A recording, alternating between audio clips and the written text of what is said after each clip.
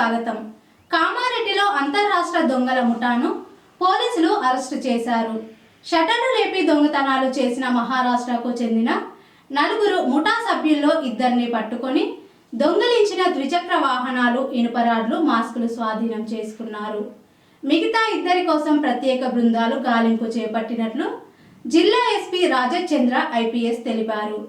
ప్రజలు అప్రమత్తంగా ఉండాలని, అనుమానాస్పద కదలికలు కనిపిస్తే వెంటనే పోలీసులకు సమాచారం ఇవ్వాలని సూచించారు.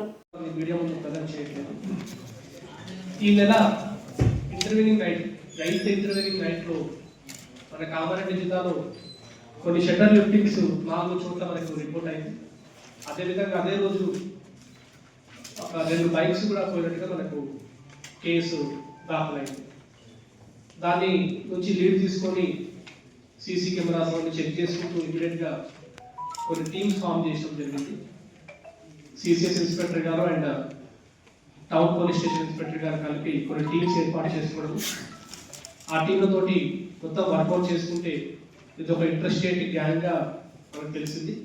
ఈ గ్యాంగ్లో మొత్తం 4 సభ్యుల్లో ఇంకా సభ్యులు మనకు దొరకడం జరిగింది. మిగతా ఇద్దరి కోసం కూడా గాలింపు చర్యలు ఉన్నాయి. ఈ గ్యాంగ్లో ఈ 4 సభ్యులు కలిసి ఇది చేయడం మొదటిసారి, కానీ వీళ్ళు ఇండివిజువల్గా అనేక అఫెన్సెస్ చేయడం జరిగింది. అండ్ గతంలో కూడా ఈ గ్యాంగ్ వాళ్ళు మెట్పల్లి, జగిత్యాలలో కూడా 6 అఫెన్సెస్లో ఉన్నట్టు తెలుస్తుంది. ఈ ఇద్దరు కూడా ఇప్పుడు మన కస్టడీలో ఉన్న ఇద్దరు కూడా మహారాష్ట్రలోని హింగోలి డిస్టిక్కి సంబంధించిన వాళ్ళు. ఇద్దరు కూడా ఏజ్ రీత్యా జువెనైల్స్.